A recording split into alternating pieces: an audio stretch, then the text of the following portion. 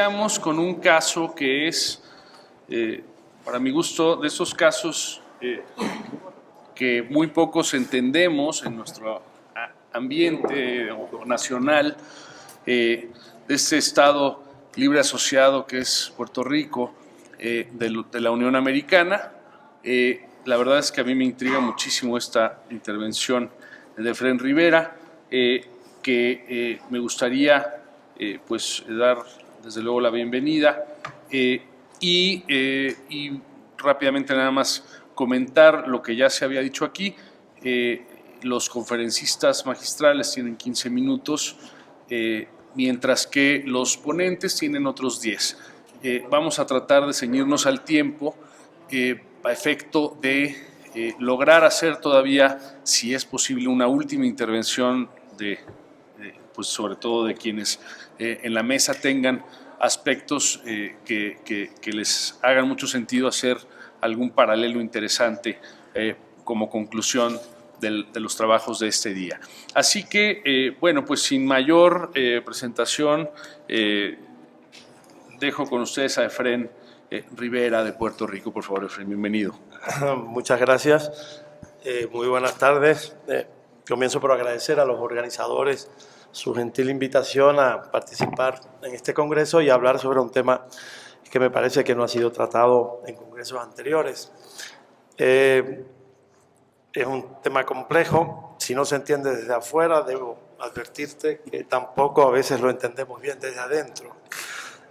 Me propongo explorar muy sucintamente un tema que durante años permaneció relativamente poco explorado en lo que se refiere al federalismo en los Estados Unidos de América, pero que en tiempos recientes ha comenzado a cobrar nueva relevancia.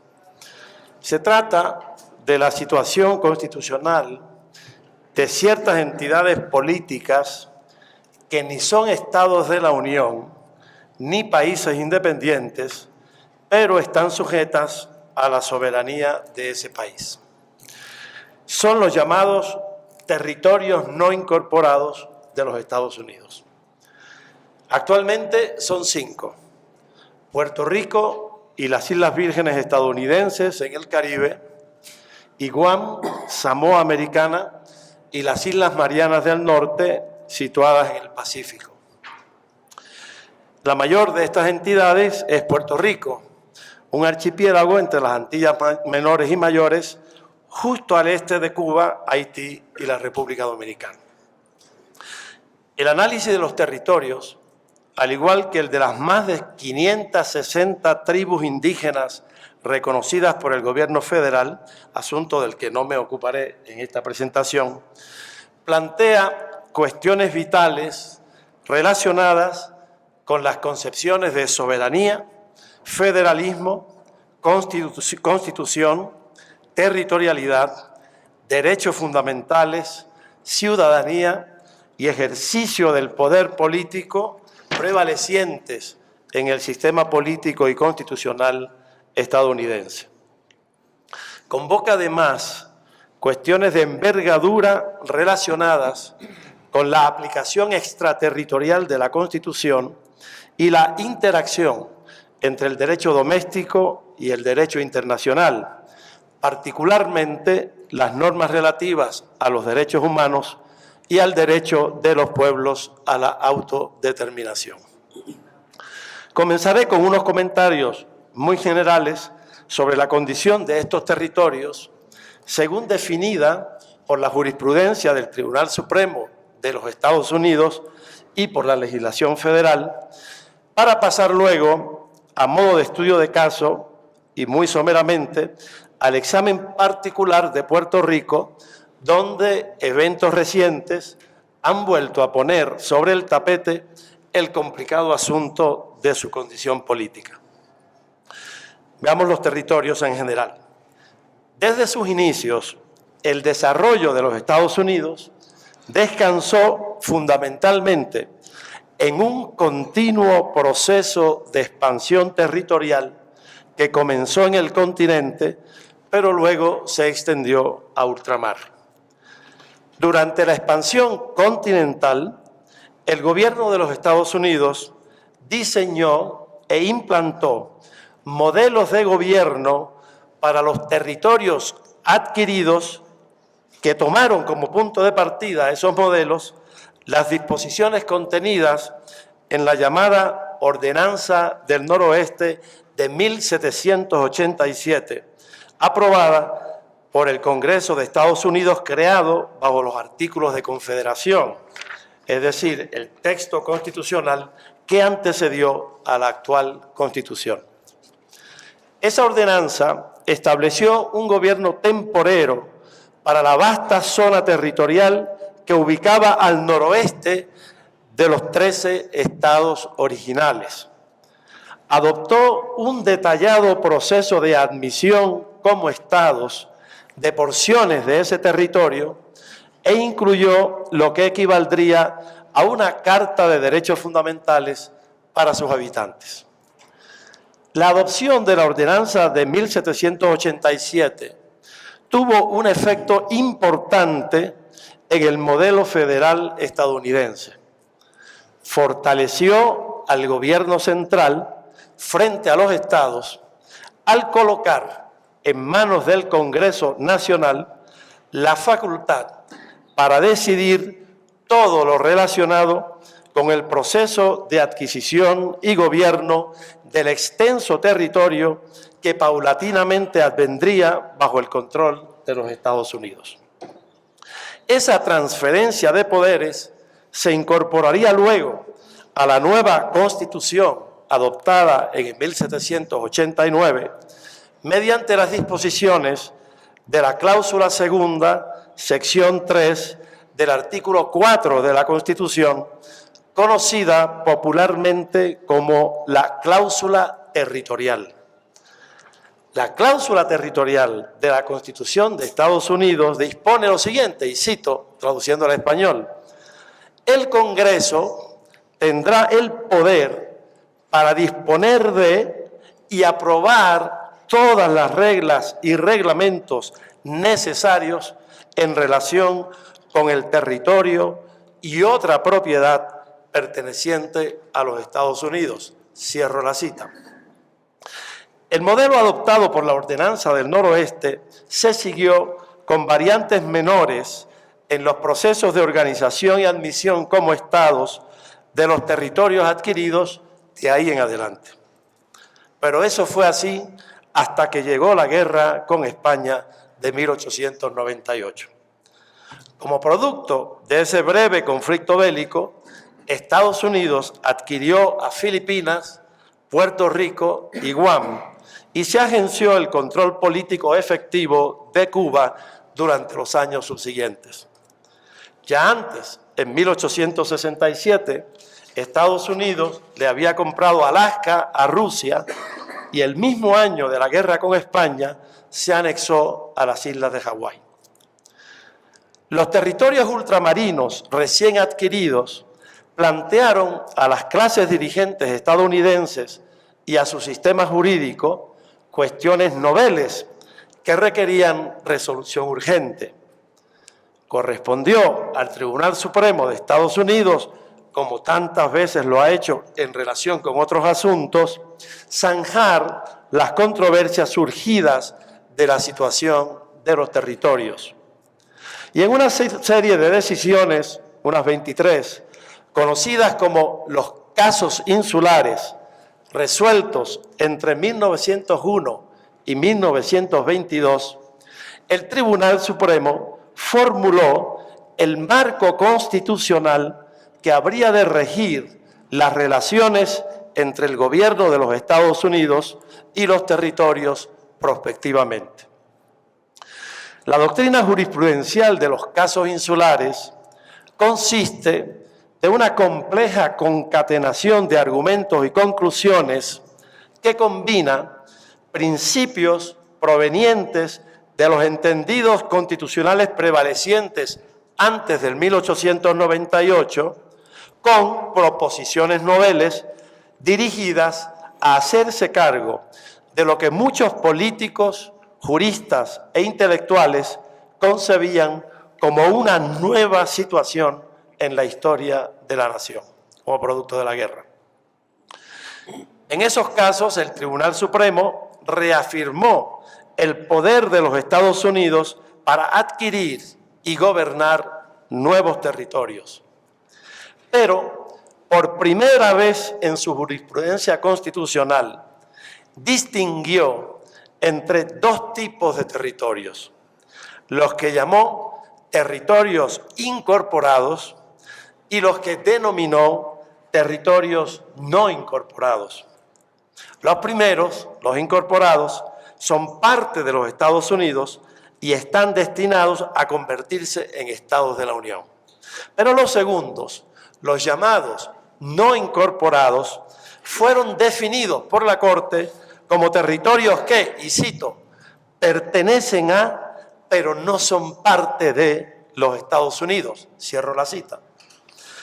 A estos segundos territorios no les aplican todas las disposiciones de la Constitución de los Estados Unidos y no están destinados necesariamente a convertirse en miembros de la Unión. Sus habitantes, dijo el tribunal, son acreedores a ciertos derechos fundamentales que se entienden necesarios para la existencia de un gobierno civilizado. Pero sobre ellos, al igual que sobre los demás territorios, los incorporados, el Congreso de los Estados Unidos ejerce poderes plenos de gobierno. La noción de poderes plenos en este contexto tiene los siguientes significados. Primero, se trata de poderes otorgados exclusivamente al Congreso, de modo que hay un asunto de federalismo, Congreso y separación de poderes, al Congreso, no al presidente. Segundo, estos poderes constituyen poderes generales de gobierno, no los poderes limitados que corresponden al gobierno federal respecto de los estados según la teoría constitucional estadounidense. Es decir, el gobierno federal puede gobernar a los territorios y sus poblaciones de la misma forma y con la misma o mayor extensión que los gobiernos de los estados gobiernan el territorio y la población que quedan dentro de sus respectivas jurisdicciones. Los territorios no son, pues, entidades federadas, sino más bien algo así como prolongaciones del propio gobierno federal. Por supuesto, el Congreso puede delegar a los territorios esferas o ámbitos de gobierno propio, a veces muy amplias, pero estos siempre quedarán sujetos al poder último del Congreso, aún en lo correspondiente a esos asuntos delegados. Puerto Rico, las Filipinas y Guam fueron definidos como territorios no incorporados, al igual que las Islas Vírgenes y la Samoa Americana. A Alaska y Hawái, en cambio, se les consideró territorios incorporados y, como sabemos, eventualmente se convirtieron en estados federados. Uno de los efectos principales de los casos insulares fue reconocerle al Congreso una gran latitud para gobernar a los territorios. De ahí que, a pesar de su condición común de territorios, hay diferencias notables en la organización de gobierno de los territorios actuales y en la condición jurídica de sus habitantes. Es decir, se trata de relaciones asimétricas, diferenciadas. Paso pues ahora al caso específico de Puerto Rico. Trazado este trasfondo, vamos a examinar con más detenimiento este caso. Puerto Rico tiene actualmente unos 3.5 millones de habitantes, no somos tantos. Pero más de 4 millones de personas de origen puertorriqueño viven en los Estados Unidos de América. Y si menciono esta considerable diáspora puertorriqueña, es porque la relación jurídico-política entre Puerto Rico y los Estados Unidos les afecta a ellos también de diversas formas. Tras adquirir a Puerto Rico de España como producto de la guerra del 98, Estados Unidos estableció en Puerto Rico un gobierno militar que duró 2 años. En 1900, en virtud de sus poderes plenos sobre el territorio, el Congreso de Estados Unidos adoptó la llamada Ley Foraker, que estableció el primer gobierno civil de Puerto Rico bajo la bandera estadounidense. Ese gobierno consistía de un gobernador, un consejo ejecutivo y un tribunal supremo, designados todos por el presidente de los Estados Unidos, y una Cámara de Delegados electa popularmente.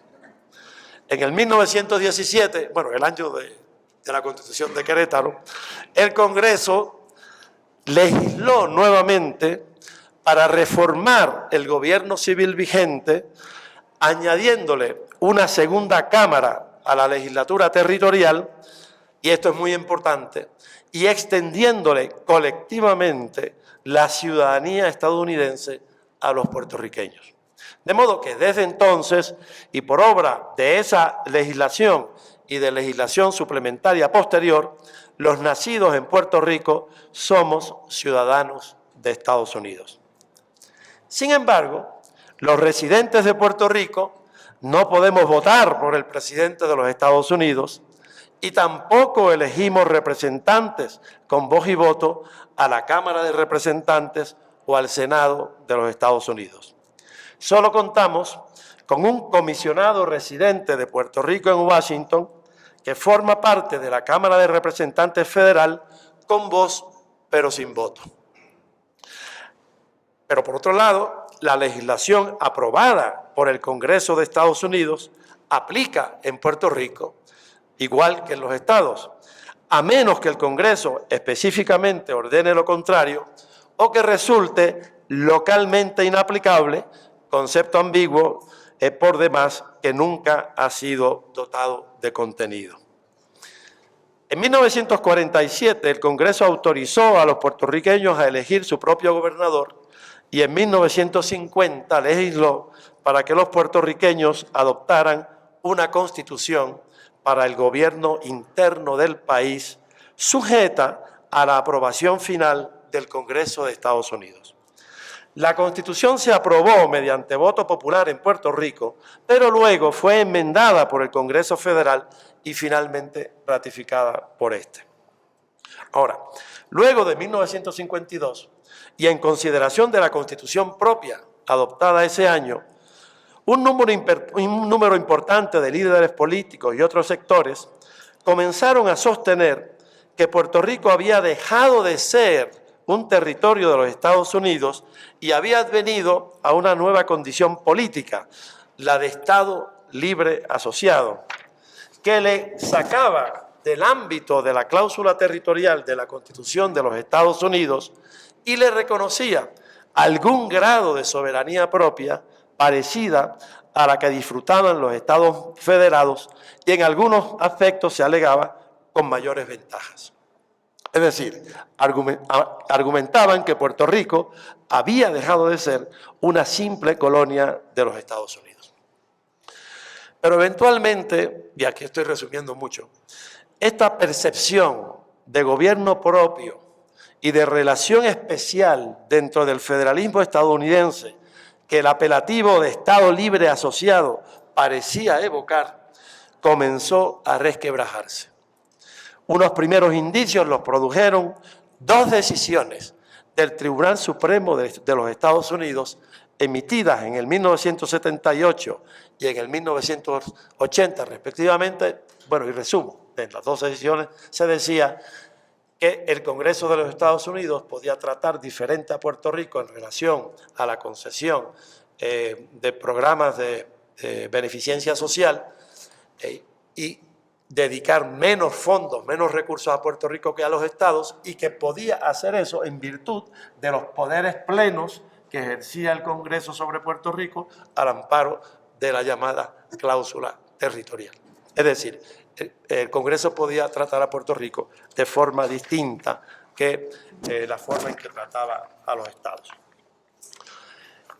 Posteriormente, Varios comités interagenciales creados por los presidentes Clinton, Bush y Obama rindieron informes muy parecidos, resaltando que Puerto Rico continuaba siendo un territorio no incorporado de los Estados Unidos, sujeto a los poderes plenos del Congreso. En uno de los informes se llegó a afirmar que si quisiera, Estados Unidos podría vender a Puerto Rico a cualquier otro país. Luego llegamos a la aguda crisis fiscal que comenzó a desarrollarse en Puerto Rico a partir de 2006 y que todavía persiste. Las respuestas a esa crisis han puesto de manifiesto tanto la visión que tienen los Estados Unidos sobre el lugar que ocupa Puerto Rico en su esquema constitucional, como su concepción del poder que los organismos del gobierno federal pueden ejercer sobre el territorio puertorriqueño. En el mes de junio de 2016, hace unos meses, se sucedieron 3 acontecimientos jurídicos de gran importancia que en gran medida definen la situación actual. El primero no tenía nada que ver con la crisis, pero los otros sí, los otros dos sí. El 9 de junio de 2016, el Tribunal Supremo de los Estados Unidos resolvió un caso llamado Puerto Rico contra Sánchez Valle. Estaba en cuestión la aplicación de la garantía contra la doble exposición o double jeopardy de la Constitución de los Estados Unidos, que prohíbe que a una persona se le acuse o se le ponga en riesgo de ser penada 2 veces por el mismo delito, es decir, el principio que conocemos como non bis in idem en varias manifestaciones. Desde hace tiempo, el Tribunal Supremo de los Estados Unidos había adoptado como excepción a esa garantía contra la doble exposición la situación en que la acusación procede de soberanos distintos, entendiendo por soberanos distintos en este contexto el gobierno federal, los gobiernos de los estados y los gobiernos tribales. Así pues, una persona puede ser acusada penalmente por los mismos hechos, tanto por el gobierno federal como por un estado, o por el gobierno federal y el gobierno de una tribu indígena. Así las cosas, una persona condenada en un proceso en el Tribunal Federal del Distrito de Puerto Rico planteó que era inconstitucional que se le acusara por los mismos hechos en un tribunal del Estado Libre Asociado de Puerto Rico y en un tribunal federal.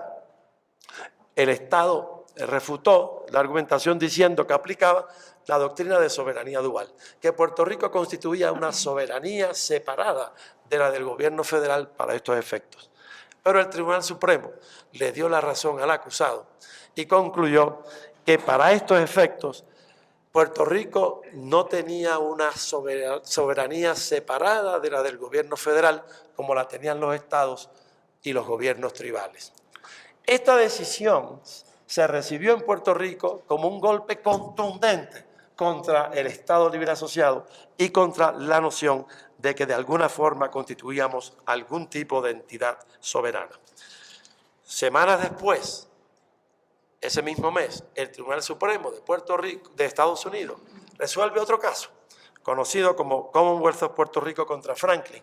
Y en resumen, lo que dice el tribunal es que Puerto Rico, en medio de la crisis fiscal en la que estaba, no podía aprobar su propia ley de quiebra a la que pudieran acogerse los organismos gubernamentales del Estado Libre Asociado, pero tampoco podía acogerse a la ley de quiebra federal, a la que sí pueden acogerse los estados. De modo que Puerto Rico quedaba en un limbo. Y la razón que subyace, aunque no lo dicen así expresamente, pero la razón que subyace la decisión del tribunal es que el Congreso de los Estados Unidos puede excluir o incluir a Puerto Rico de la ley de quiebra federal, cosa que no puede hacer con un estado en particular, en virtud de los poderes plenos que tiene el Congreso sobre Puerto Rico por la cláusula territorial. Bueno, y ya en un minuto trato de resolver de explicar quizás el acontecimiento más contundente de todos en los últimos meses. Y es que en ese mismo mes de junio, el mismo día que se resuelve la decisión anterior, el Congreso de los Estados Unidos aprueba una ley que por sus siglas en inglés se llama ley promesa, ¿no? Esas son las siglas, de promesa. Y lo que hace esa ley es crear una junta de control fiscal que se va a hacer cargo de las finanzas del gobierno de Puerto Rico, del pueblo de Puerto Rico, y va a tomar decisiones fundamentales relacionadas con los planes fiscales y los presupuestos de Puerto Rico. Una junta que va a ser designada por el presidente de los Estados Unidos por recomendación de los líderes legislativos del Congreso, sin que haya participación alguna del gobierno ni del pueblo de Puerto Rico en cómo se constituye la Junta. Promesa realmente trastoca numerosas disposiciones de la Constitución de Puerto Rico de 1952 y vulnera de forma muy aguda el reducido ámbito de autonomía que se creía que tenía el Estado Libre Asociado. Y esa ley dispone expresamente en su sección 4 que ha sido adoptada al amparo de los poderes que le confiere al Congreso la cláusula territorial de la Constitución Federal. Es decir, si había alguna duda sobre la naturaleza constitucional de la relación de Puerto Rico con los Estados Unidos, los informes de los grupos interagenciales del Ejecutivo Federal, las decisiones del Tribunal Supremo de Estados Unidos y las actuaciones del Congreso han dejado palmariamente clara la situación de subordinación política y de sujeción plena a los designios del Congreso que caracteriza a los territorios no incorporados, como lo ilustra el caso de Puerto Rico, el mayor de ellos en términos geográficos y poblacionales, y hasta hace poco, el que más logros parecía haber obtenido en términos de gobierno propio. Muchas gracias.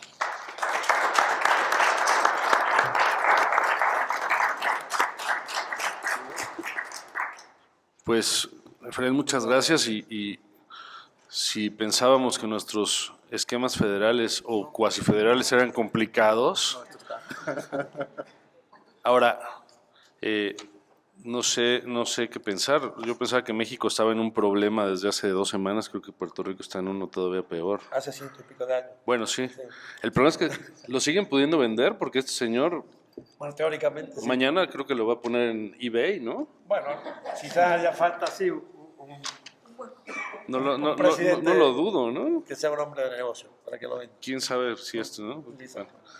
No, por otro lado, creo que hay una parte bien interesante que digo, habría que retomar. Yo se lo señalo, sobre todo si hay estudiantes aquí que hacen tesis, toda la parte de la decisión jurisdiccional sobre territorios. La Corte Suprema de Estados Unidos en el siglo XIX, sobre todo, tiene una jurisprudencia riquísima para deslindar la parte territorial, basada no en cuestiones geográficas, físicas, sino en cuestiones humanas. ¿Quién habita esos territorios? Es un tema apasionante, yo se los aconsejo como tema de investigación. Digo, podríamos hablar de muchísimos aspectos que me dejan verdaderamente muy sorprendido. Yo creo que a varios de los de aquí de la sala también, y en verdad es una ponencia sumamente ilustrativa de Efraín Rivera, a quien agradecemos. Bueno, pues siguiendo ahora, seguramente vendrá un contraste muy notorio con uno de los regímenes de reparto territorial que dieron la pauta para crear este modelo regional en Europa, este modelo que pretende acercarse a ciertos contenidos federalistas, manteniendo su ámbito netamente unitario, que pues es el caso de Italia. Tenemos con nosotros a Guerino Di Nazio con su ponencia Constitucionalismo multinivel y reformas de los ordenamientos descentralizados en el proceso de integración europea. Desde luego, este proceso que nos lleva a otra complejidad mayúscula, que es la integración en Europa, cómo funciona esta herramienta federal. Así que, por favor, Guerino, por 10 minutos. Gracias. Muchas gracias. En primer lugar, agradezco a los organizadores del Congreso y pido disculpas por mi mal español o mal español. En este trabajo se analiza a través de un enfoque jurídico comparado el fenómeno del constitucionalismo multinivel y las reformas de los ordenamientos descentralizados en el proceso de integración europea. Las incertidumbres sobre el futuro de la Unión Europea obligan a la doctrina constitucionalista a interrogarse acerca de la validez de un sistema en lo que los distintos niveles de gobierno, Unión Europea, Estados, regiones, tienen que interactuar recíprocamente, determinando un proceso continuo de fragmentación del poder en relación a la dinámica de la integración. El constitucionalismo multinivel, fórmula creada por Pernes después del Tratado de Ámsterdam, ha ofrecido una interpretación eficaz de la transformación del derecho constitucional a la luz de la integración europea. Reflexionando sobre las categorías tradicionales del derecho, esta perspectiva nos ofrece una lectura del impacto del derecho de la integración europea sobre el derecho constitucional y las transformaciones derivadas que han determinado un solapamiento de territorios, pueblos, ciudadanías, identidades capaces de buscar formas de coexistencia solo en un equilibrio dinámico. La elección de usar esa perspectiva interpretativa, constitucionalismo multinivel, ni única ni exhaustiva, responde a la necesidad de analizar, entre los aspectos fundamentales del constitucionalismo europeo, la constante integración recíproca entre los distintos derechos constitucionales estatales y un derecho constitucional supranacional, que encuentra legitimidad no solo en el pacto social fundacional de la integración europea, sino que va más allá, implicando más dimensiones cada ciudadano, es decir, los mismos sujetos de derecho. En este modelo se supera la misma visión estática de la Constitución, desconectada de un momento constitucional preciso y relacionada al continuo proceso de la dinámica integradora. Según la teoría del constitucionalismo multinivel, la Unión Europea no necesita una Constitución, ya que dispone de una Constitución multinivel formada por las constituciones de los Estados miembros y conectadas por una estructura constitucional complementaria dada por los tratados europeos. El sistema constitucional supranacional y los sistemas constitucional estatal se influencian el uno con los otros, creando un único sistema en lo que hay una fuerte osmosis entre las partes que lo componen. En esta perspectiva, la integración europea, hasta el actual momento de crisis económica e institucional, se puede interpretar come un processo costituzionale dinamico que tiende a reforzar la unione entre los pueblos sin pervenire a un Estado ni a una Constitución estatal en el sentido más tradicional y que ya ha cambiado las categorías jurídicas del constitucionalismo clásico. De hecho, estamos delante de una constitución ya no estática, como al principio de la fundación de los estados, y en la que se valoriza plenamente el fundamento del mismo constitucionalismo, entendido como el límite de los poderes y tutela de los derechos. Se pone la base no solo para una tutela más fuerte de los derechos fundamentales de las personas, sino que también para un equilibrio continuo entre los distintos poderes que pueden entrar en conflicto entre ellos. Por lo tanto, el constitucionalismo multinivel se fundamenta en la complementariedad y en la colaboración de los distintos niveles constitucionales, que no están conectados por una relación jerárquica, considerata más útil para la resolución de eventuales conflictos. En concreto, en este nuevo escenario europeo de la integración, un papel importante lo desarrollan también los gobiernos de nivel territorial, quienes, por ser portadores de intereses locales, paradossalmente se pone en contrasto con la tendencia a la uniformidad y a la homogeneidad. Las instituciones territoriales, sin embargo, van también hacia la superación del derecho territorial y hacia metas ultraterritoriales de tipo supranacional, sobre todo en el ámbito de las relaciones internacionales. El constitucionalismo asume en esta perspectiva un carácter tan dinámico que rompe toda conexión con una constitución única, caracterizándose como constitucionalismo, según Walker, behind the state o post-state. Se ha registrato un proceso constante de renuncia a partes de soberanía y a partes consistentes de poder dentro y fuera de los estados, así una pluralidad de niveles de gobierno.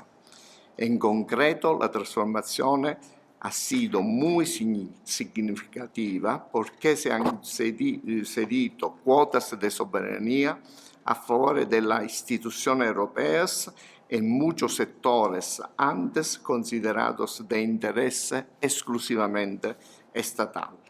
El moto ascendiente hacia la Unión Europea del principio de subsidiarietà europea ha fortalecido la tendencia a una significativa concentración europea, apoyada también por la jurisprudencia de la Corte de Justicia, orientación que parece no haya cambiado en el tiempo.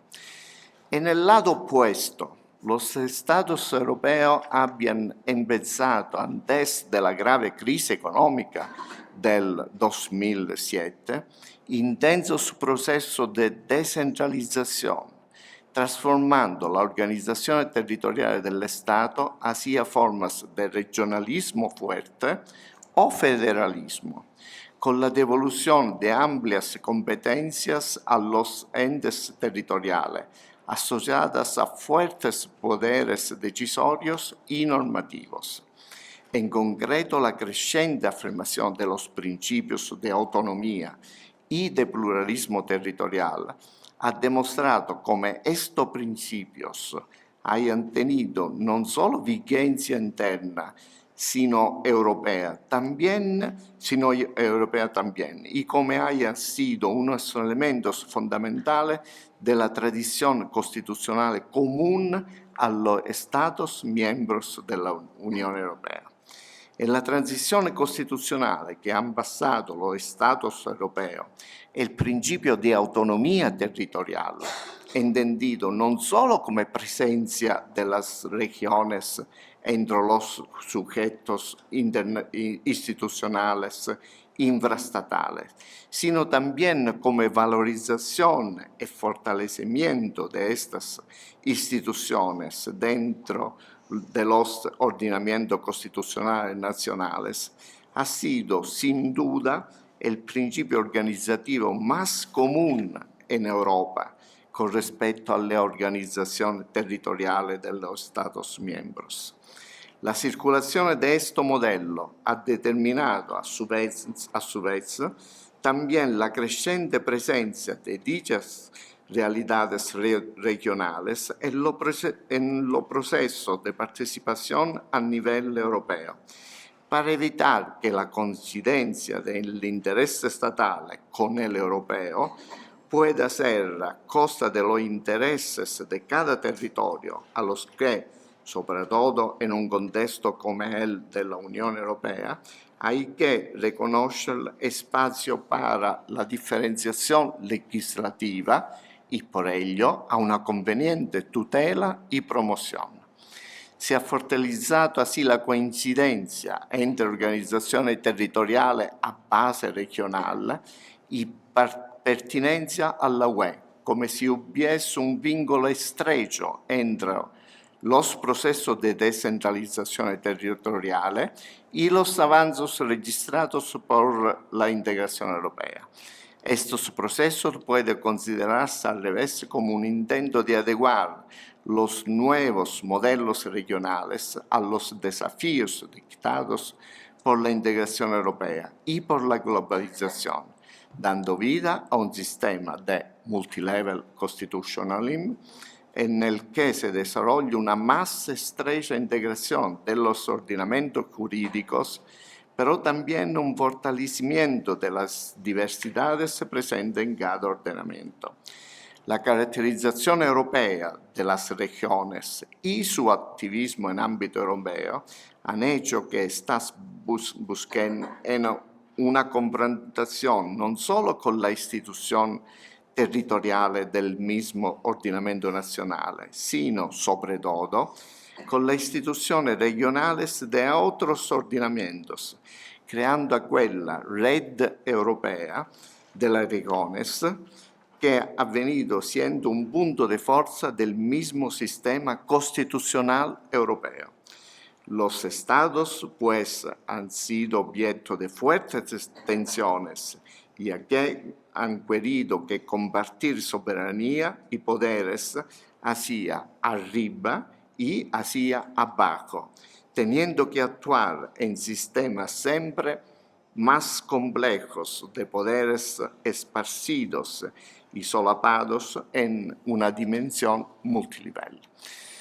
Esta complejidad y la presencia de una pluralidad de sujetos públicos con intereses y competencias distintas han determinado por parte de la Unión Europea la adopción de técnicas de gobernanza para fortalecer el proceso de integración y que una evidente separación de niveles autónomos resultaría totalmente no apta para afrontar la nueva realidad constitucional.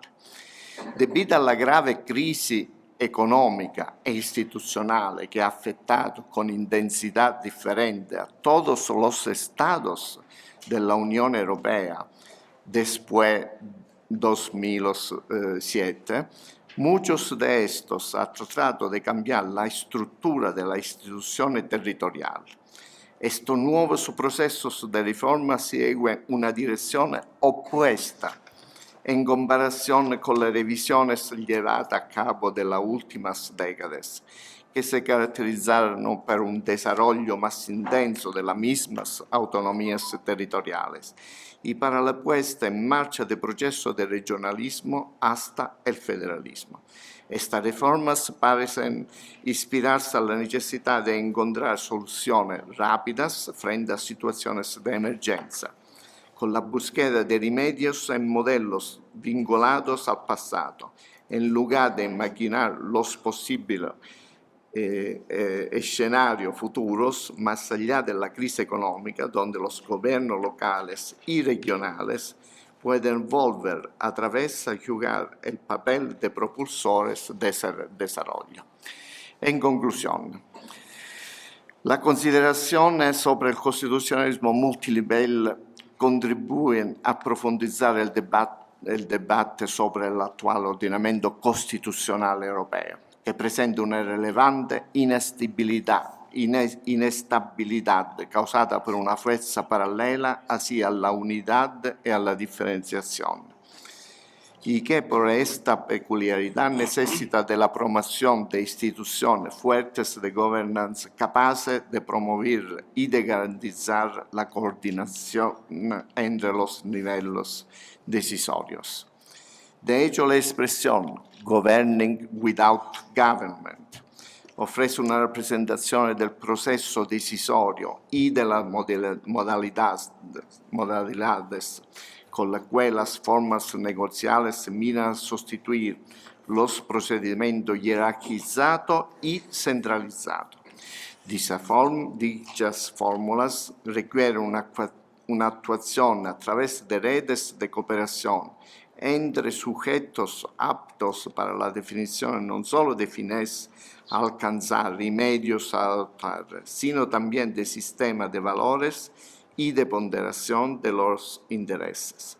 La consideración sobre el constitucionalismo multinivel, por lo tanto, ha generado expectativa en el sentido de buscar soluciones aptas a la constante fragmentación y complejidad de la pluralidad de las realidades sociales y políticas, que debido a la creación de una vasta red de interconexiones requieren el refuerzo de un ordenamiento policéntrico, capaz de garantir aquella estabilidad que los estados, debido a su crisis de soberanía, no consiguen garantizar y de forma eficaz. En el fondo, la idea principal sobre que se basa el constitucionalismo multinivel se refleja en la individuación de la Unión Europea como un nuevo sistema institucional, político y de gobernanza, caracterizado por algunos factores fundamentales como la posición central de los ciudadanos, el papel de los parlamentos nacionales, el principio de subsidiariedad y de complementariedad, la mayor eficiencia en el proceso decisorio. La soberanía europea integrada resulta más coherente con la dimensión constitucional del proceso de integración europea, que se caracteriza por la tendencia al fortalecimiento de un poder público supranacional que encuentra legitimación no solo en los tratados, sino también en las mismas constituciones de los Estados europeos. La exigencia de encontrar un equilibrio entre los distintos niveles constitucionales hace necesaria una aceptación mutua de las soberanías nacionales y de la soberanía supranacional, uno de los desafíos más importantes del ordenamiento constitucional europeo. Por eso, una reflexión sobre el constitucionalismo multinivel sigue siendo aún más importante hoy que el proceso de integración europea sigue caracterizándose por su inestabilidad y presentando elementos complejos aún más relevantes que en pasados. Muchas gracias.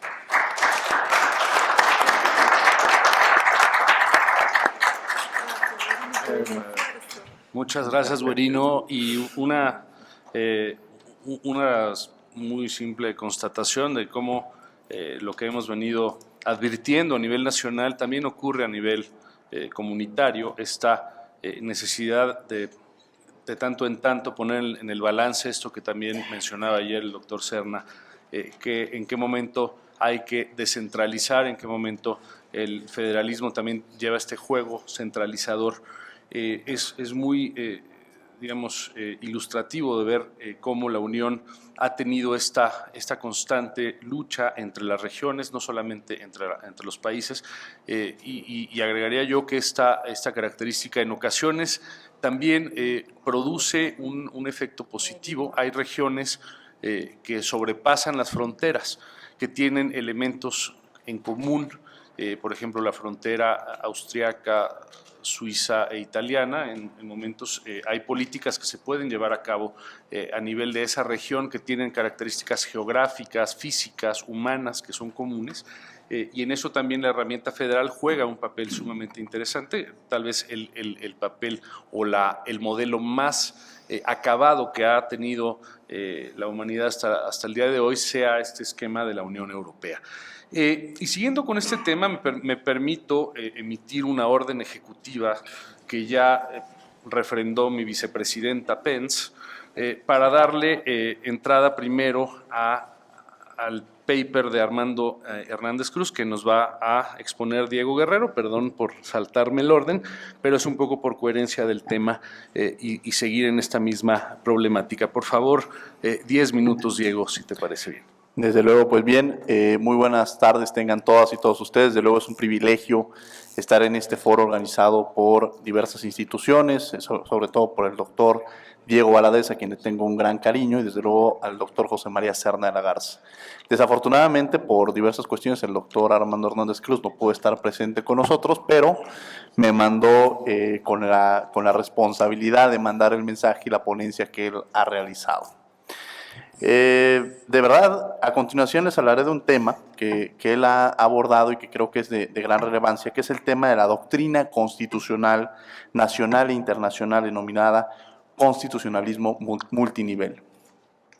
Comenzaré por hacer notas en un primer momento del nacimiento de esta entidad suprahumana llamada, que todos conocemos como el Estado, el cual tuvo desde sus orígenes el objeto de regular las relaciones interpersonales de los individuos que tenían que reconocer el poder y la autoridad necesaria para que se representara a fin de garantizar lo que todo Estado busca, que es el bien común.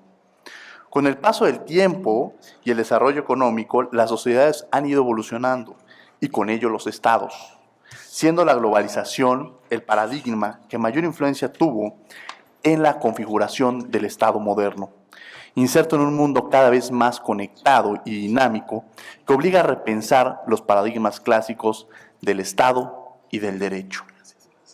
En consecuencia, hoy nos encontramos frente a una crisis del concepto del mismo Estado, ya que aparentemente existe una incompatibilidad entre el Estado nacional y lo que es conocido como la aldea global.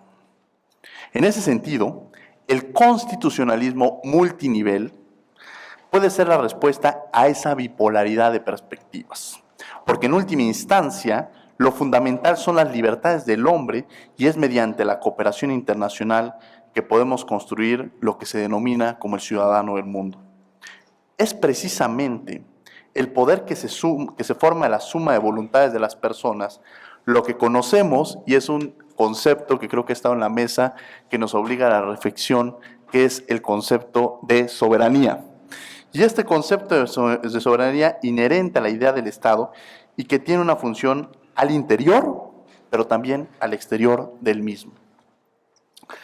Al interior lo que se busca es organizar la organización de un Estado y su expresión, que es la propia Constitución, por un lado, la cual fundamenta el orden jurídico de la organización política, social y económica del Estado y simultáneamente la expresión máxima de la soberanía de una nación. La soberanía también tiene una dimensión más allá, que es la de la constitución local, pero resulta natural la necesidad histórica del pueblo, comunidades y colectivos por establecer alianzas, acuerdos y pactos que permitan su interrelación.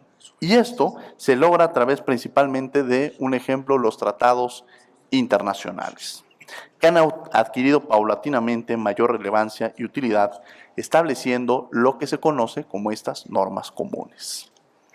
En un principio, el único sustento de los tratados internacionales era el derecho consuetudinario, lo que restaba practicidad y efectividad a los mismos. Una respuesta que se presentó en su momento a tal problemática fue precisamente con la Convención de Viena de 1969, en la cual se recopilaron y codificaron las normas consuetudinarias en un intento para formalizar el derecho internacional como el modelo de relaciones entre Estado-nación. basado en la costumbre, fue superado por un sistema formal de normas internacionales escritas.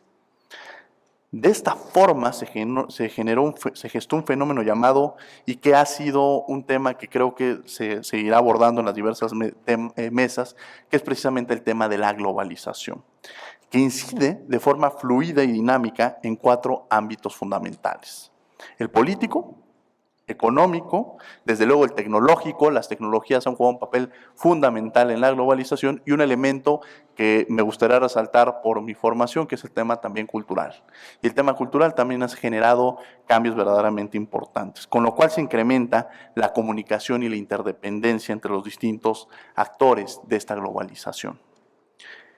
En razón de todo lo anterior y de esta descripción de lo que es el Estado, de lo que es la soberanía, de la estructura de globalización que tenemos, nos lleva a una reflexión de un concepto que es el constitucionalismo multinivel, como forma de describir los sistemas de carácter supranacional, es decir, aquellos ordenamientos e instituciones jurídicas cuyo alcance trasciende a los Estados-nación y busca la unificación internacional y la homogeneidad jurídica.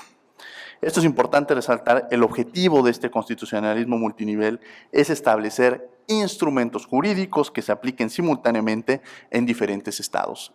Estos instrumentos que puedan ser aleatoriamente establecidos en cada uno de los estados que forman parte de este concepto de constitucionalismo multinivel, que a continuación les diré las características que tiene. Adquiriendo un efecto vertical, pero también horizontal, pero además con la pretensión de configurar un sistema transversal que rompa con el esquema clásico piramidal y con la idea del poder absoluto del Estado. Las características que debemos resaltar de este constitucionalismo multinivel son las siguientes: subsidiariedad y proporcionalidad, es decir, que las decisiones que se toman deben ser en el nivel más cercano al ciudadano, vinculando directamente al ciudadano. La protección equivalente, que es aquellos mecanismos para proteger y garantizar estos derechos derivados, que además para garantizar estos derechos derivados hay que reconocer algo que es fundamental: la diversidad cultural que se puede llegar a presentar y su contexto. El principio, desde luego, de singularidad constitucional.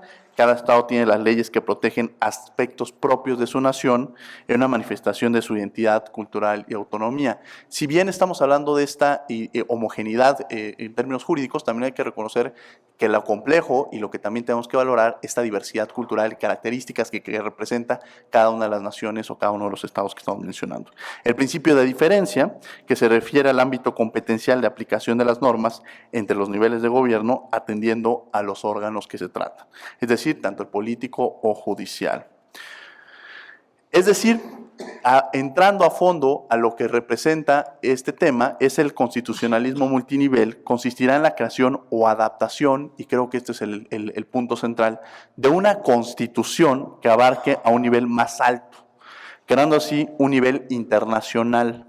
Actualmente no existe esta constitución en ese sentido, pero sí un amplio catálogo de instrumentos jurídicos que se aplican simultáneamente en diferentes estados. El constitucionalismo multinivel juega un papel fundamental, pues gracias a este puede hablarse de un organismos supranacionales que se legitiman con el carácter de autoridad a partir de la positivización de los valores y de las reglas comunes.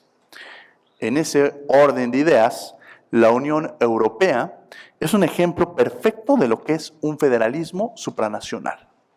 Actualmente se rige de conformidad con un tratado internacional intitulado Constitución Europea, el cual consta de 448 artículos, y esta se divide en 4 rubros, a saber: 1. Disposiciones fundamentales.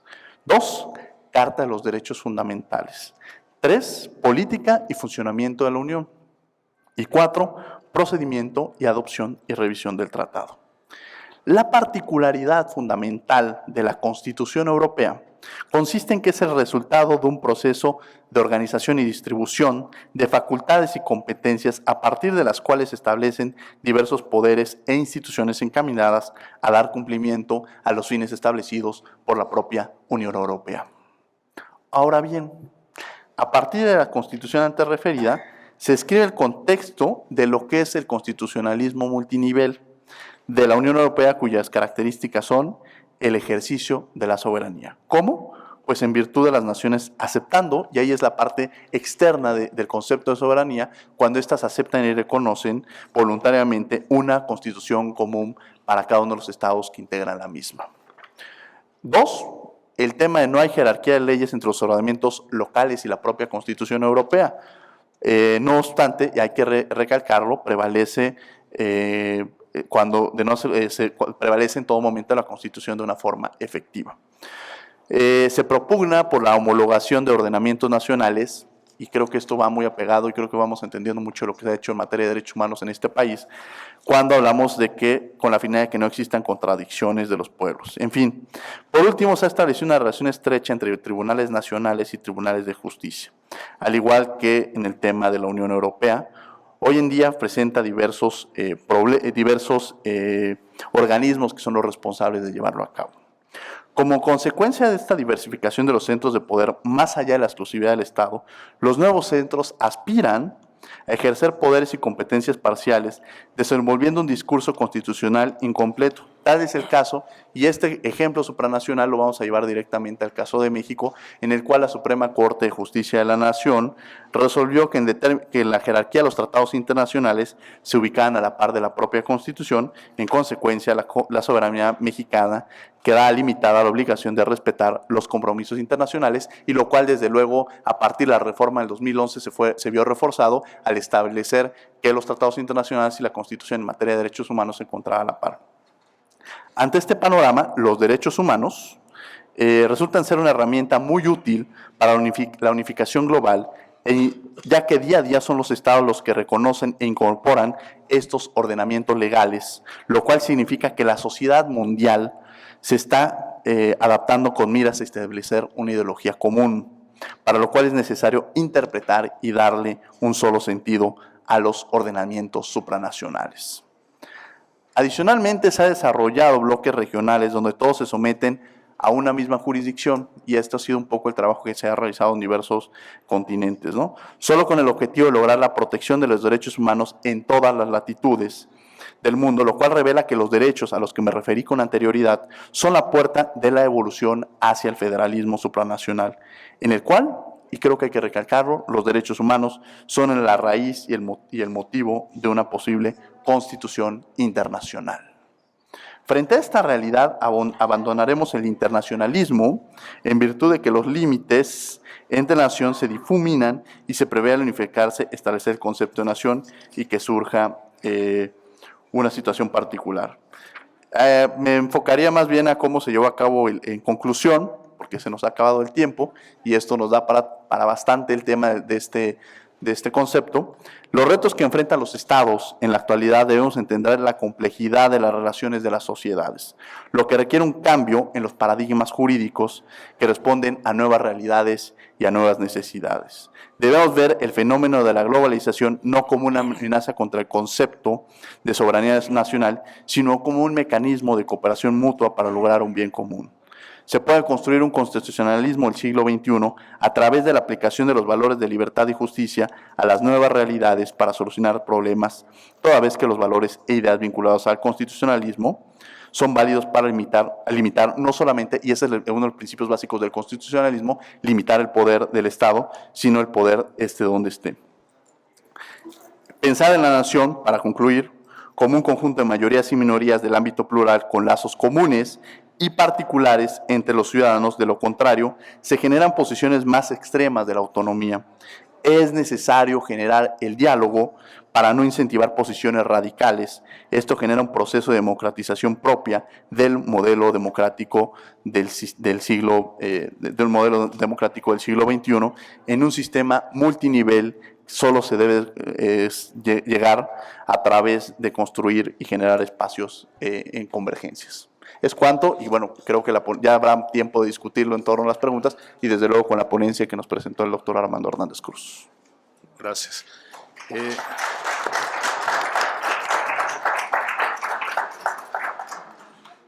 Se retira nuestra vicepresidenta.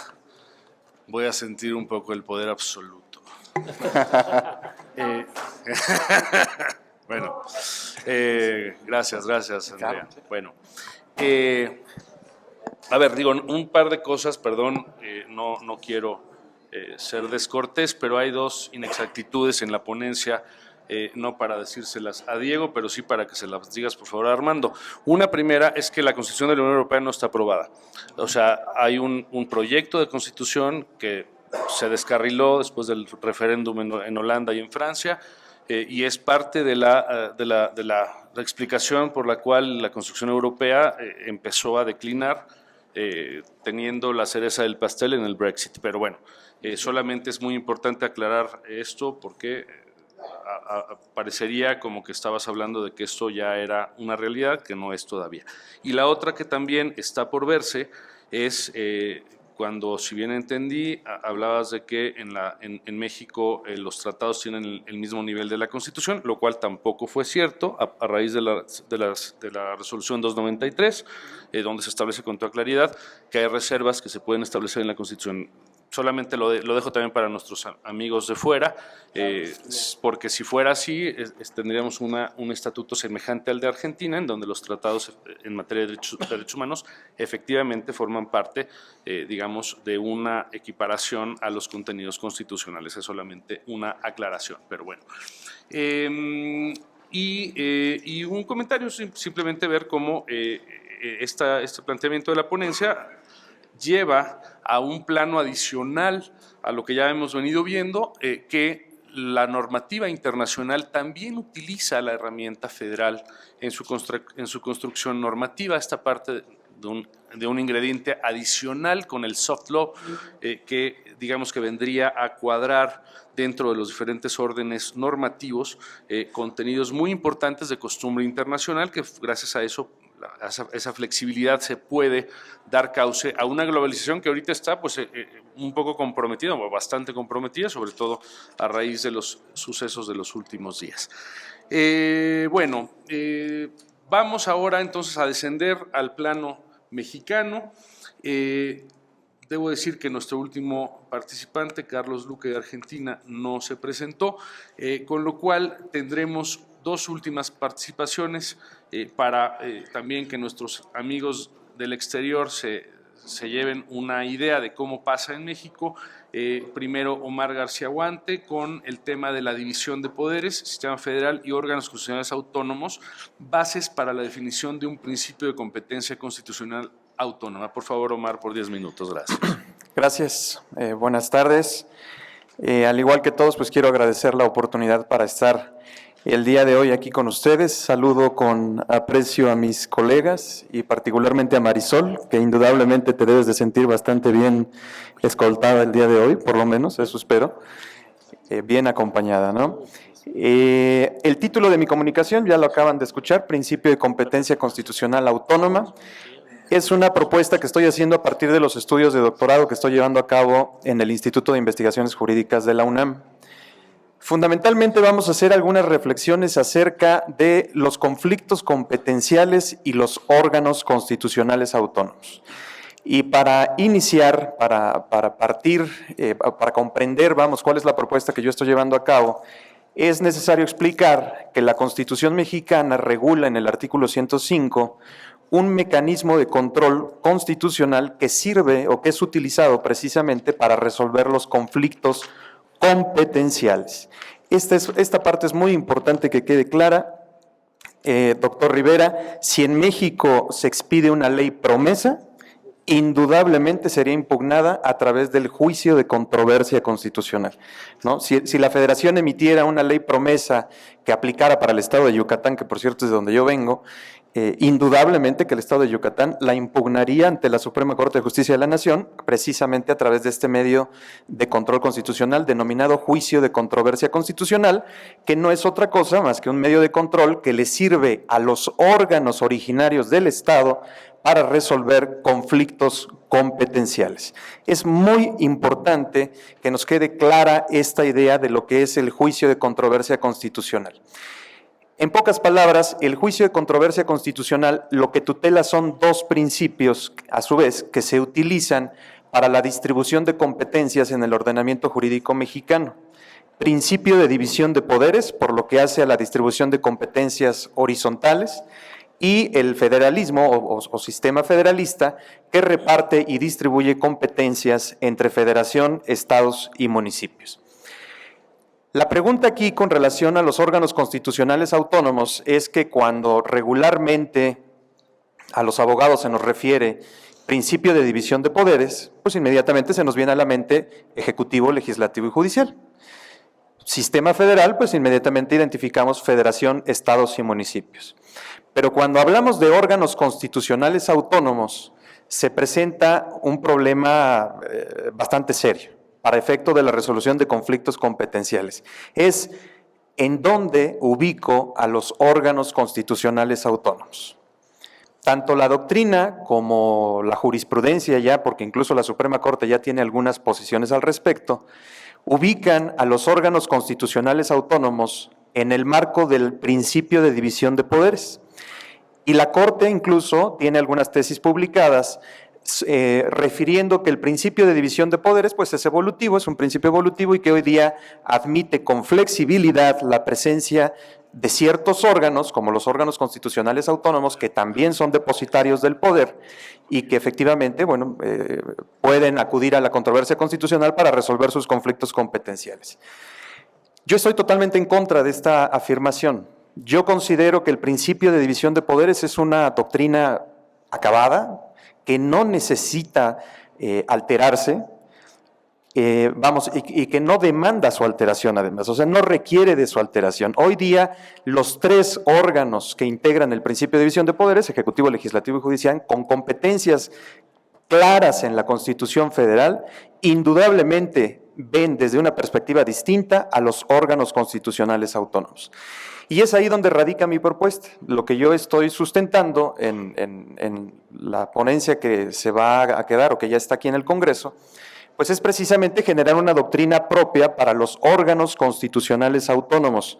Reitero, el análisis lo estoy haciendo desde la perspectiva de los juicios de controversia constitucional. El debate en la Suprema Corte de Justicia mexicana se ha dado en el ámbito del poder, en el ámbito del principio de división de poderes. Yo lo que estoy proponiendo es, movamos el debate. No es necesario agotar el debate en el principio de división de poderes y llevémoslo a otra sede, a la sede en donde podamos hablar de la distribución competencial, separación de competencias. Al final del día, la controversia constitucional no resuelve un conflicto de poder, resuelve un conflicto de distribución competencial. Y por eso es que pretendo, o yo sugiero, que llevemos la discusión de en dónde vamos a ubicar a los órganos constitucionales autónomos a esta sede, a la sede de la separación de funciones.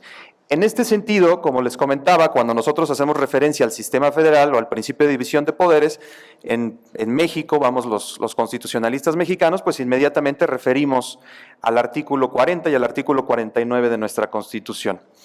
Para que quede claro cuál es el ámbito que tutela la controversia constitucional.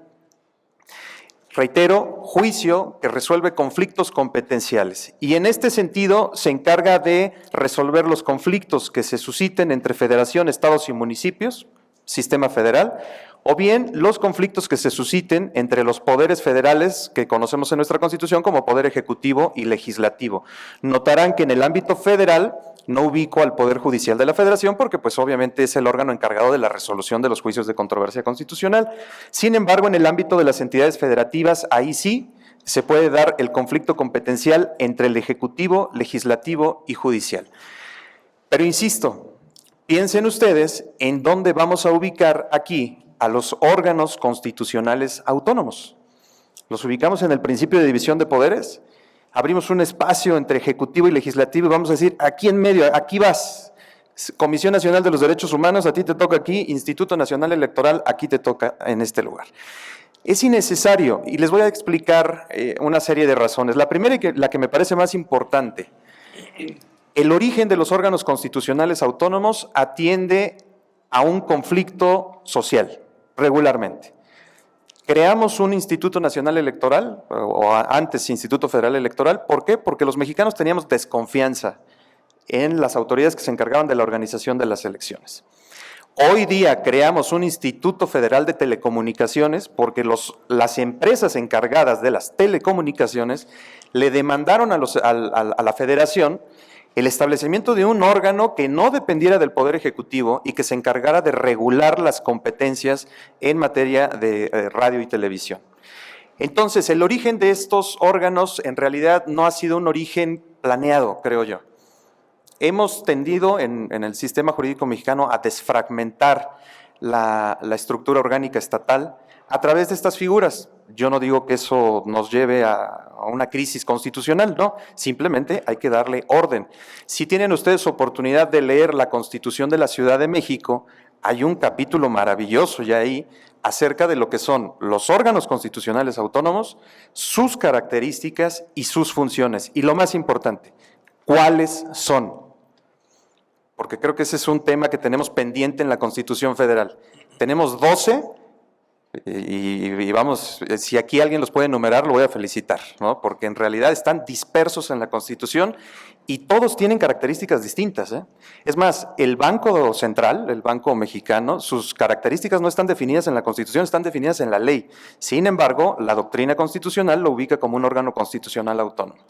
Entonces, es en este sentido que yo lo que estoy proponiendo es que le demos contenido propio, le demos vida propia, doctrina propia en el sistema constitucional mexicano a los órganos constitucionales autónomos. ¿A través de qué? A través del establecimiento de un principio de competencia constitucional autónoma. Insisto, saquemos la discusión de la división del poder. No es necesaria la discusión en la Suprema Corte, insisto, en la controversia constitucional, no es necesaria la discusión en el ámbito del principio de división de poderes. Hablemos mejor de distribución de competencias para entonces ahí sí poder referir que los órganos constitucionales autónomos se identifican por un principio que yo sugiero denominar principio de competencia constitucional autónoma, para que ahí sí podamos nosotros hacer ejercicios interpretativos de cómo los órganos constitucionales autónomos conviven sistemáticamente en el ejercicio de sus funciones públicas frente a los órganos clásicos del Estado.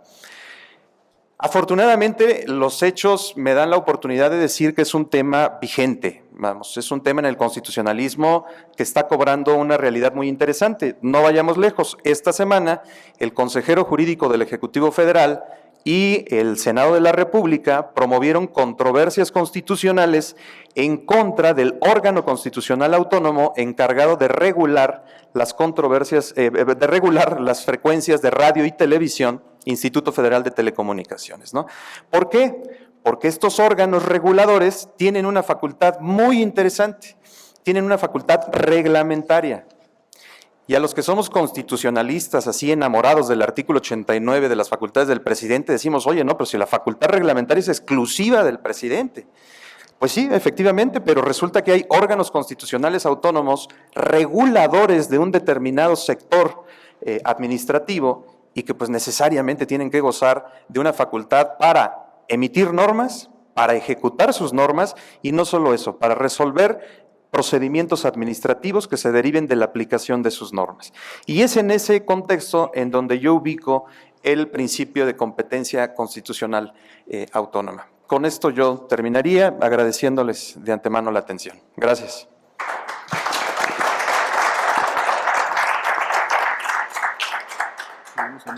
Bueno, interesante escuchar esto de que el principio de división de poderes es una doctrina acabada. Les había dicho yo que en México hay una tendencia al normativismo. Bueno, ya ven, no me equivocaba siempre. Interesante, desde luego, el planteamiento, y sí, por supuesto que los órganos administrativos o constitucionales autónomos, como se empezaron a crear hace unos 20 años, un poquito más en México, han ido tomando el espacio de muchas funciones que los otros órganos tradicionales del poder han sido incapaces de llevar a cabo. Enseguida, y como última intervención, quiero dar la palabra a un tema que es súper interesante también en los aspectos federales, y la verdad es que es un tema bastante olvidado. Lo mencionaba yo hace un rato respecto a la jurisprudencia norteamericana del siglo XIX sobre los aspectos de conflictos de límites territoriales.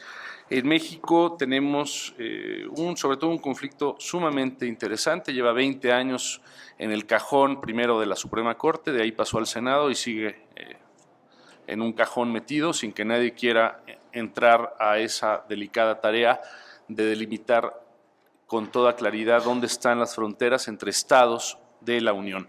Pues para eso Marisol Luna Leal nos va a platicar sobre este tipo de conflictos en México. Por favor, Marisol.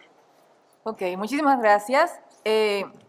Antes de entrar en materia, quisiera agradecer en nombre de la doctora Marisol Luna Leal al Congreso por otorgar este importante, por otorgarle a la doctora Marisol poder presentar este trabajo que ella ha venido explorando desde años atrás. Lamentablemente, la doctora Luna no pudo estar aquí con nosotros a causa de una fuerza mayor y por ello se me ha encomendado presentar su trabajo. Mi nombre es Paulina Lagunes, mucho gusto, y comenzaré por el planteamiento. La división territorial de un Estado bajo el régimen federal resulta de vital importancia para la coexistencia armónica de los diversos ámbitos de validez en el que confluye. El territorio es pauta no solo de distribución de competencias, sino también para la construcción de identidad, tradición, vecindad, arraigo y nacionalidad. Por ello, resulta de ingente importancia la existencia de directrices constitucionales y legales en la materia, bajo las premisas referidas y presentes a la creación arbitraria de las diversas entidades federativas del Estado mexicano, la insuficiencia de disposiciones constitucionales y legales para la demarcación de sus límites territoriales, la adopción y cambios de modelos para la resolución de conflictos territoriales entre entidades federativas, así como el tratamiento diferenciado, insuficiente o inexistente para resolver conflictos intermunicipales por límites territoriales de una misma entidad, tenemos que dichos elementos, en conjunción, representan un problema latente, el cual el Estado mexicano no posee claridad ni los medios idóneos para su atención y resolución. En el contexto referido, el propósito de este comunicado es hacer visible 4 cosas. Primero, las circunstancias pueden generar un grave problema jurídico-social. Segundo, recordar un pendiente legislativo en la materia desde hace 192 años. Tercero, asentar algunas reflexiones acerca del modelo de resolución de conflictos en cuestión. Y cuarto, esbozar un sistema jurídico institucional integral que otorgue mecanismos de resolución de tales problemáticas entre entidades federativas y, en consecuencia, revise, perfeccione los adoptados por las legislaturas en los estados para la resolución de conflictos limítrofes entre municipios de una entidad federativa y al tiempo que precise demarcaciones territoriales. Los conflictos territoriales en México se presentan cuando se confrontan, sea jurisdiccional o físicamente, entre 2 o más entidades federativas o miembros de 2 o más ayuntamientos de la misma entidad federativa, originada por apropiación indebida de un territorio, que haya error, la indefinición o confusión de los respectivos límites territoriales. Como se ha referido, dichos conflictos territoriales lo podemos clasificar de 2 tipos. Los existentes entre municipios en una misma entidad federativa y los que surgen entre estados miembros de la federación. En cuanto a los conflictos intermunicipales por límites territoriales, es una problemática que se enfrenta casi la totalidad de los estados miembros en su interior. En la mayoría de los casos, la confrontación se presenta entre 2 municipios, pero existen casos en los cuales es un municipio contra 2 municipios. Tenemos un caso en Veracruz que se da con Acula contra Matlán y Tacotalpan. A veces se da entre un municipio contra 3 municipios. También en el estado de Veracruz ocurrió ese suceso. Y por último, se puede dar un municipio contra 4 municipios. Y ahí ya existe un problema. Por el estallido y visibilidad de tales conflictos intermunicipales o por resolución condenatoria por parte del Poder Judicial de la Federación, algunos gobiernos locales, así como sus respectivos congresos, han respondido vía legislación a tales diferidos.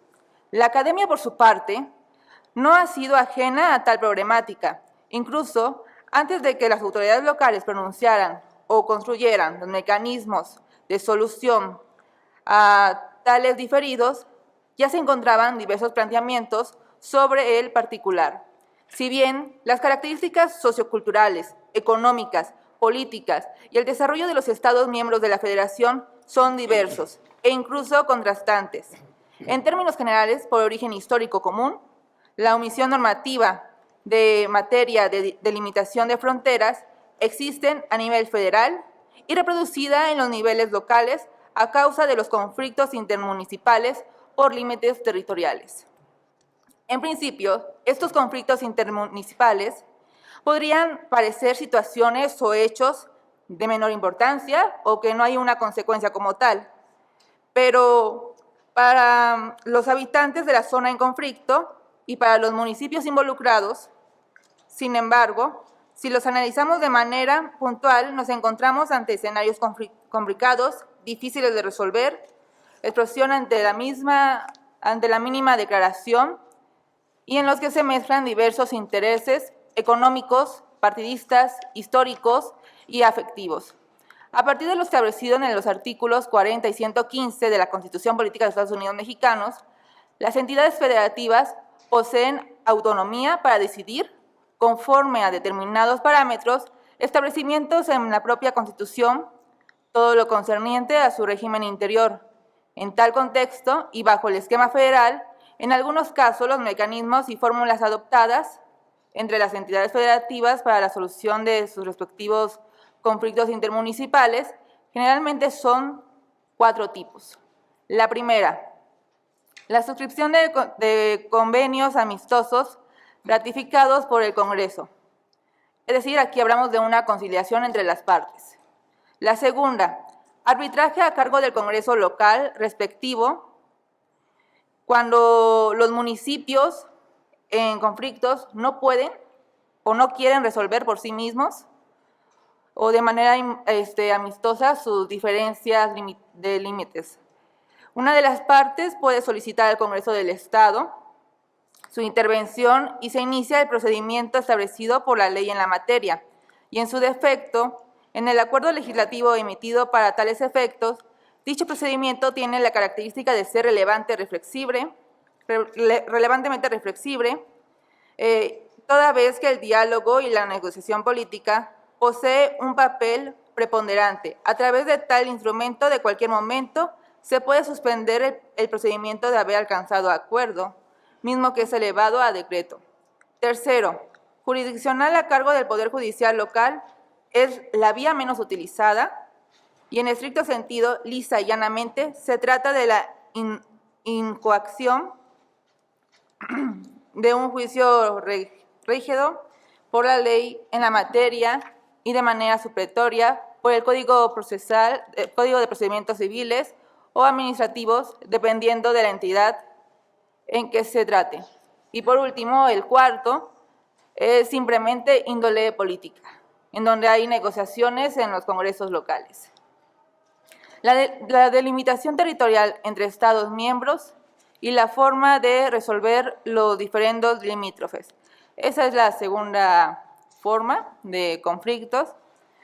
Y para hacer referencia a las delimitaciones territoriales en cuestión, resultan de consulta obligatoria las obras de O'Gorman y Commons, mismas que se abordan de manera clara y en contraste con los hechos y las diversas disposiciones jurídicas, la historia y cartografía de los diversos territorial de nuestro país, identifican patrones en sus pautas.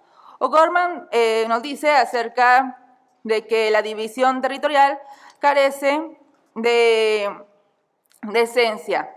Esto es que el aspecto político hace la necesidad de un hecho. Mientras que Commons nos muestra que la división de territorios en nuestro país están ligadas a intereses políticos. Bajo estos esquemas encontramos las diferentes delimitaciones y vías de resolución de conflictos limítrofes que la doctora Luna enlista desde la Constitución de 1824, la Ley de las Bases, que es de 1836, las leyes constitucionales de 1836, el Estatuto Orgánico Provisional de la República Mexicana de 1856 y la Constitución Política de 1857, otorgando tratamiento a la resolución de los referidos conflictos territoriales.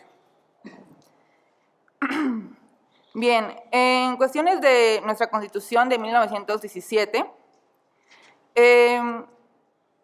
esta cuestión de conflictos territoriales se ha visto un poco maltratada porque resulta que en el año de 2005 el modelo que se tenía anteriormente, estoy resumiendo porque me resta poco tiempo, resulta que el Senado es quien va a tener la forma de cómo aprobar estos conflictos, dejando a la Suprema Corte de Justicia de la Nación simplemente a ver los conflictos y solamente entrando en casos, como lo decía acá el doctor, en casos de controversia constitucional. Perdón que interrumpa, el tiempo se acabó. Una disculpa porque no sabía yo que se valía exponer en nombre de alguien más, no estaba dispuesto en el reglamento y eso es creo que una cosa que bueno, hay que notar. Por esa razón es una pena que no hayan venido los autores a platicarnos y no a leer una cosa que bueno, todos nosotros podríamos leer de nuestra parte.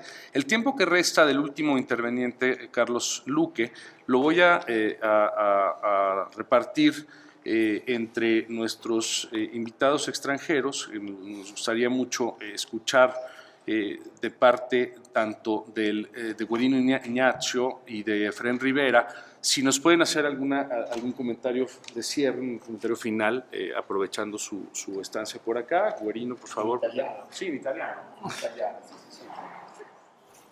Allora. Purtroppo, scusatemi, devo parlare in italiano, non riesco a parlare in spagnolo.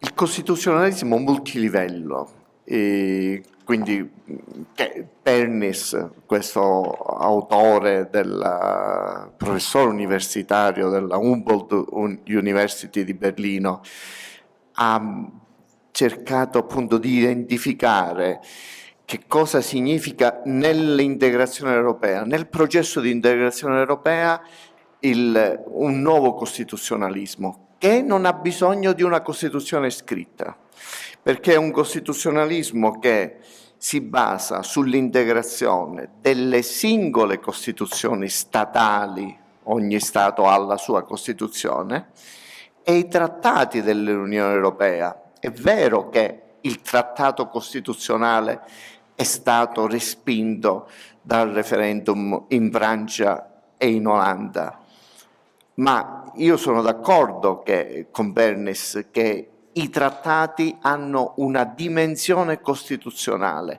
Perché?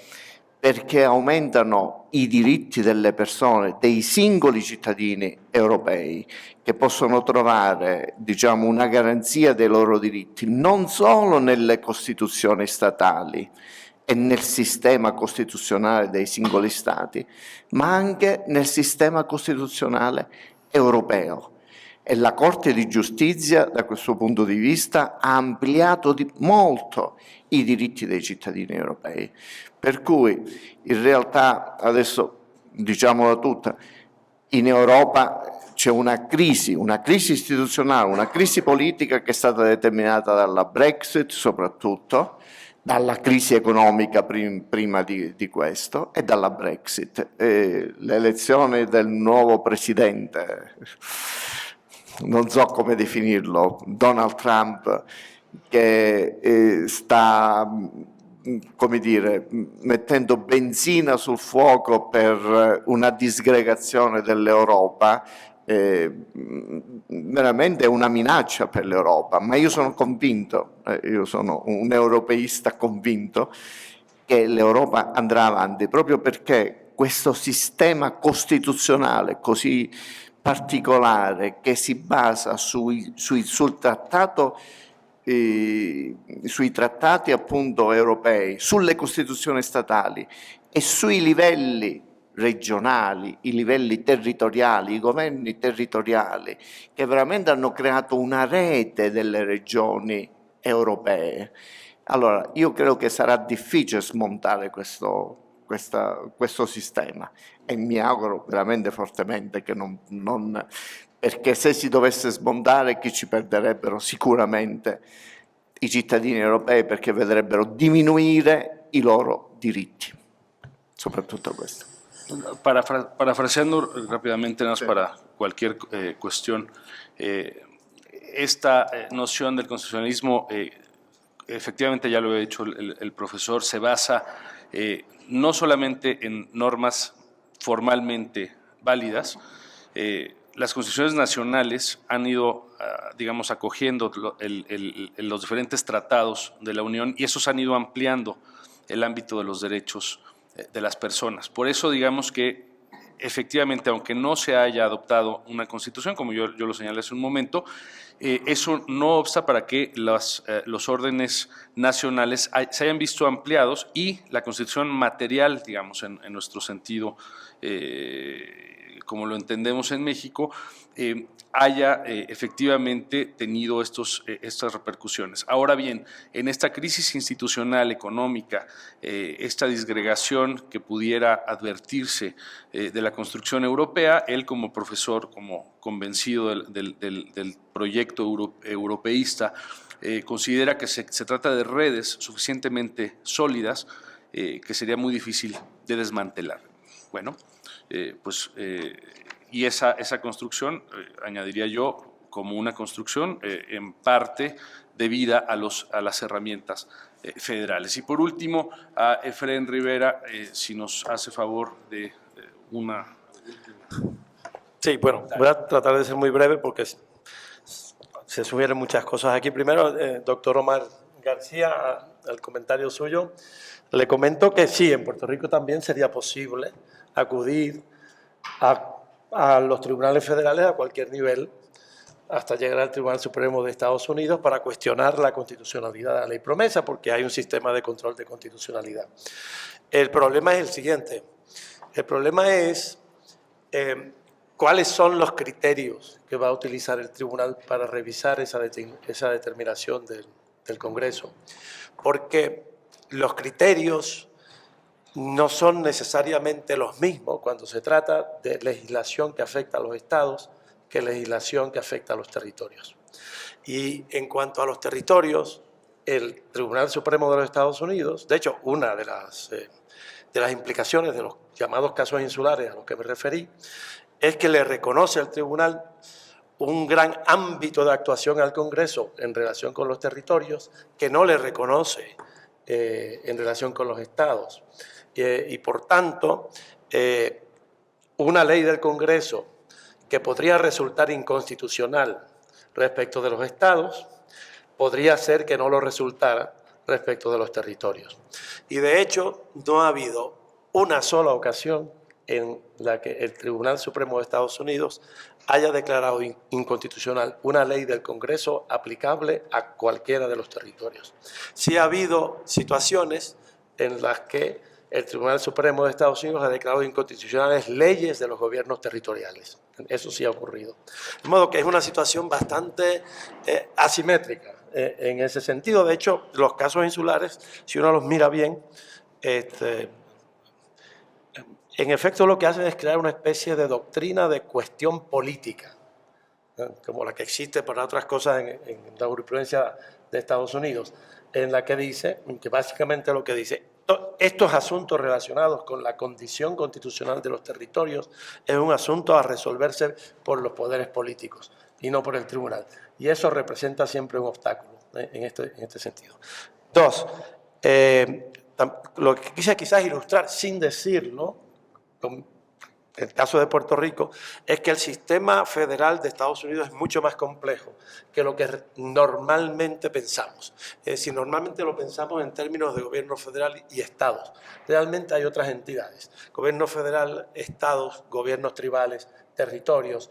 Si los hubiera, que ya no los hay, territorios incorporados y luego territorios no incorporados, enclaves militares, por ejemplo, como Guantánamo, que plantea una situación especial de derechos frente a las actuaciones del Ejecutivo y del Legislativo.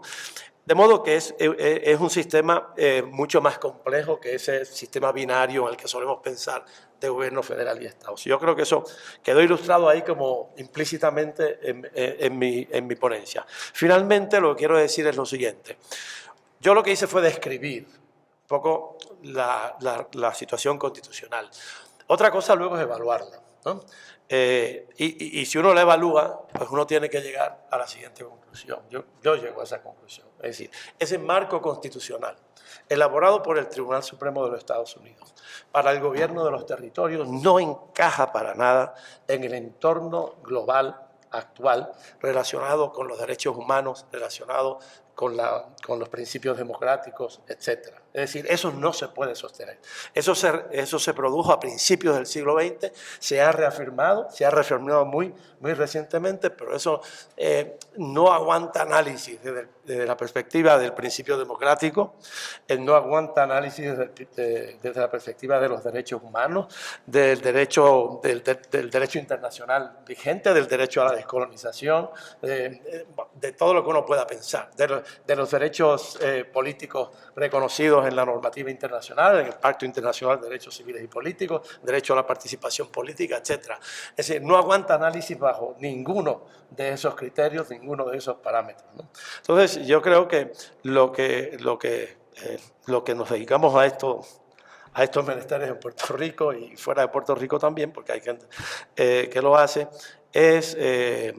lo que queremos plantear es que ya es hora de revisar todo esto y de buscar una salida a la situación de territorios como el de Puerto Rico, que pueda ser mucho más consona con todas estas aspiraciones nuevas de derechos humanos, de democracia, de participación, etc.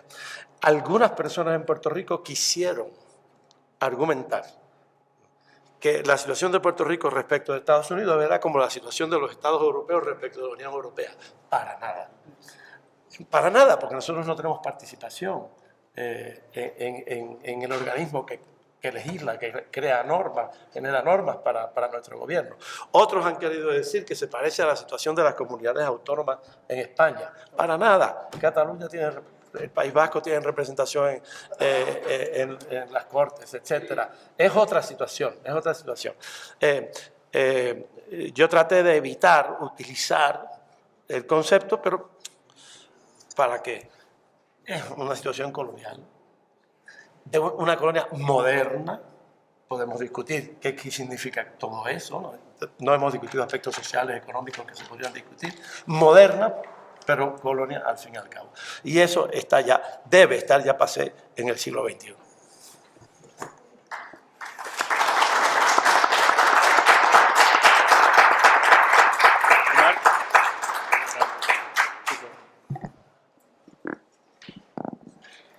Bueno, para alusiones personales dicen los congresistas, ¿no? No, doctor Rivera, por supuesto que no desconozco que efectivamente hay medios de control. Yo lo que quería con mi comentario era ilustrar, vamos, cuáles son los medios de control. El juicio de controversia constitucional, incluso yo me atrevería a afirmar, es un medio de control que no nos enseñan en la Facultad de Derecho, ¿no? O sea, yo lo tuve que atender en la práctica. Entonces, con ese era el objetivo real de mi comentario y por supuesto de que efectivamente incluso hay medios de control establecidos en la legislación norteamericana que también sirven para resolver los conflictos competenciales. O sea, eso indudablemente, ¿no?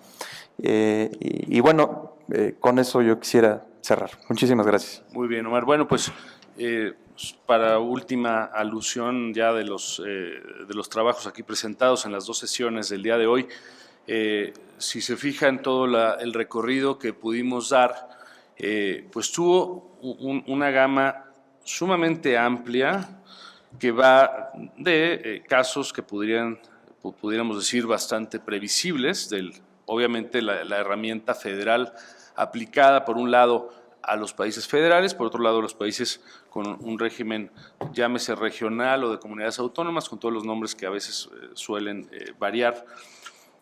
Otros dos casos, uno digamos más conocido que el otro en materia de la Unión Europea, y por otro lado en el ámbito internacional, agregaría un quinto entonces que es pues seguramente el más original para todos nosotros, esta aplicación para normas, tal vez decir como coloniales, en fin, habría que buscar el nombre. Sumamente interesante esta equiparación de tantos casos para los cuales sirve la herramienta.